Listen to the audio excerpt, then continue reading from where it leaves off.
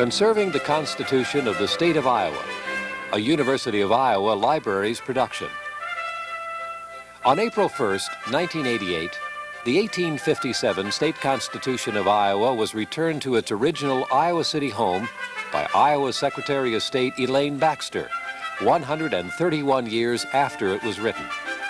The Constitution, normally housed in the Secretary of State's office, was in need of repair so that future generations of Iowans might view their heritage. Iowa's state constitution has a distinguished history. The story begins with Robert Lucas, governor of the territory of Iowa, and his determination to establish Iowa as a state. In October 1844, 72 delegates met in the stone capitol in Iowa City for the first Constitutional Convention. The Constitution of 1844 proposed boundaries which included present-day Iowa and also a great deal of the state of Minnesota. When the U.S. Congress greatly reduced these boundaries, the people of Iowa twice rejected the proposed Constitution.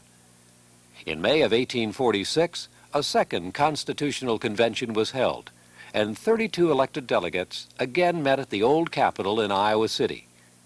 The 1846 Constitution proposed boundaries of present-day Iowa and was narrowly passed by voters. On September 9, 1846, Territorial Governor James Clark proclaimed the 1846 Constitution to be ratified and adopted. By late October, Ansel Briggs was selected as the first governor of the state of Iowa. On December 28, 1846, President James K. Polk signed the bill into law, making Iowa the 29th state of the Union. In 1857, a third Constitutional Convention was convened, when 36 delegates arrived in Iowa City to make corrections in the Constitution. The General Assembly was still in session during that cold January at the old Capitol, so the convention met temporarily in the Supreme Court chamber on the first floor of the building. Francis Springer was elected president of the convention. After spending 39 days, the convention was adjourned. On August 3, 1857, Iowa voters narrowly ratified the corrected Constitution by a majority of only 1,630 votes. On September 3, 1857, Governor James W. Grimes proclaimed the new Constitution to be the supreme law of the state of Iowa. For many years, the original document from the 1857 convention has resided in the office of the Secretary of State of Iowa. Secretary of State Elaine Baxter, deciding that the document needed restoration, found an expert right here in Iowa at the University of Iowa Libraries. The University of Iowa Libraries has an excellent conservation lab headed by William Anthony, one of the outstanding master binders and conservators in the country. The goal of the Conservation Lab is twofold: to extend the life of books and other works on paper, and to retain as much of their original form as possible. Surprisingly, very old books and manuscripts are in less danger of being lost than recent ones. Books published within the last 150 years, including the Iowa State Constitution, are deteriorating rapidly because of the acidic paper they are printed on. On April 1, 1988, public and press gather on the steps of the University of Iowa Main Library as Secretary of State Baxter arrived with the Constitution. Everyone was very excited when Secretary of State Baxter's car pulled up and the Constitution was carefully removed after its 100-mile trip from Des Moines. 131 years after it was written, the Iowa State Constitution was returned to Iowa City for restoration, as Secretary of State Baxter turns the document over to conservator William Anthony and Sheila Kreth, university librarian. In the University Library's Conservation Lab, William Anthony examines the Constitution to decide what treatment it needs. The corners of the cover show broken leather and damaged board underneath. The leather spine is curling away from the cover from a rebinding done about 50 years ago. During the last rebinding, a linen hinge was placed in the book and is tearing away. Too much glue was used on the spine, and it has seeped into the book, staining the pages. A crude side sewing method puts strain on the pages and causes the spine to break. There are many small tears in the pages, and they are smudged and dirty. The next step is to pull the pages apart. First, the linen hinge is removed. William Anthony cuts the cords that support the sewing, and the old leather spine is peeled away. Old glue is scraped away from the spine, and the sections are pulled apart. The stitching is cut, and excess glue is removed with a sharp knife. Now the sheets can be pulled loose one by one. Many damaging holes are left from the side sewing method. Several sheets are in very fragile condition. Now the process of dry cleaning each page begins with William Anthony using an eraser to remove smudges. Then all the sheets are cleaned with special dry cleaning pads and carefully brushed to remove debris. The next step in the conservation process involves washing and deacidifying each sheet of the Constitution. This process halts deterioration by chemically neutralizing the acid in the paper. Support sheets are placed under each sheet of the Constitution. The damp sheets are carefully laid out on drying racks for 24 hours.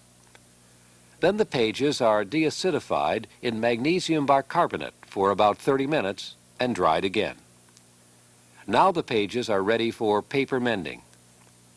William Anthony uses a light but strong Japanese paper called kozo to mend and join the sheets into sections. This kozo paper was made at the University of Iowa Papermaking Laboratory by Timothy Barrett. The kozo paper is torn, leaving a feathered edge which helps it blend in with the mended sheet. Here, William Anthony pastes a strip of kozo which will be used to join two pages. He lines up the spine edges, laying them down on half of the kozo strip, and then folds the other half of the strip over the two spine edges. In this way, all of the sheets of the Constitution are formed into sections. When all of the pages are mended and joined back into sections, they are ready to be sewn together. Using a wooden trough and an awl, which is a pointed tool, new sewing holes are punched into the fold formed by the kozo strips. Now the sewing frame is prepared. Linen tapes, used as sewing supports, are tightened. Irish linen thread is measured and waxed with beeswax. The order of the pages is checked, and the sewing begins. William Anthony's left hand rests inside the Constitution, catching the needle as it comes in and guiding it out again. Each section is tied off as it's finished. The book is weighted to compress the sheets. The linen tapes are then cut, and the sheets of the Constitution are once again in book form, or what the binder calls a book block. Before rebinding, the spine of the book block must be reinforced. William Anthony places cardboard on either side of the book block to protect it from the jaws of the backing press. He brushes on and rubs paste into the sections of the spine. A kozo paper lining is applied to the spine and lightly pounded into the sections with the bristles of a stiff brush. After a second, heavier paper lining is applied to the spine. It is left to dry in the backing press. The next step in the conservation process is to repair the corners of the boards. William Anthony lifts the leather cover in order to cut a new clean edge on the exposed board. A small piece of new board is inserted and marked for cutting to the correct shape. The new corner is sanded, glued, and pressed into place. A protective wrapping of the kozo paper is added to give extra strength to the mend. New leather must now be dyed to match, and the color is compared to the original. A small piece of dyed leather is pasted and inserted between the board and the old leather. The board is turned over, and the new leather is worked up and over the edges of the corner. The old leather is pasted and pressed down on top of the new corner. The board has a new leather-covered corner. When all the corners are repaired, the boards are ready to be joined by a new leather spine. Now leather for the new spine is prepared. William Anthony sharpens his paring knife and pares away the edge of the leather, leaving a paper-thin edge. Next, he prepares the spoke shave, a tool which he uses to shave the leather to the appropriate thickness. The leather is clamped to a soft stone which will not dull the spoke shave blade. Much of the suede or fleshy side of the leather is removed. Now the leather is dyed to match the boards. The two boards are attached to each other by a strip of paper, and you can see the new leather spine extending out at the top and the bottom. The boards are turned over and the new leather spine has been placed under the edges of the old leather on the boards. The new leather is carefully pressed against the edge of the boards to form a sharp groove, and the new spine is left to dry. Finally, the lifted edges of the old leather are pasted out and pressed down on the top of the new leather, and repairs to the boards are finished. William Anthony prepares to reunite the book block with the boards and checks the fit. First, he examines the linen hinge that has been sewn around the first and last sections. The hinge is pasted and pressed onto the boards. Then the end sheet is pasted, and the book is carefully closed. The paste is given a few moments to set, the cover is lifted, and a paper guard is placed between the end sheet and the rest of the book block to protect it from moisture.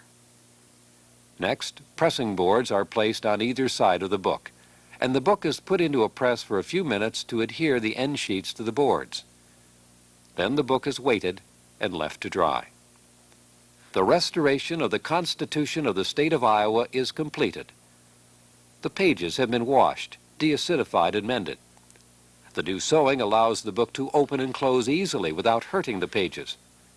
The corners of the boards have been repaired, and a strong new leather spine supports the entire book. A special solid oak display case designed by William Anthony and built by the University of Iowa physical plant provides a protected and controlled environment for the Constitution. Directly beneath the glass surface of the display case is a sheet of special plexiglass called UV3, which filters out harmful ultraviolet rays. Under the bottom panel of the case rests a metal tray filled with silica gel to absorb moisture and reduce humidity surrounding the Constitution. William Anthony lines the display area with unbleached Irish linen, creating a pleasant surrounding for the Constitution. The Constitution, written so many years ago, is now ready for generations of Iowans to study and enjoy.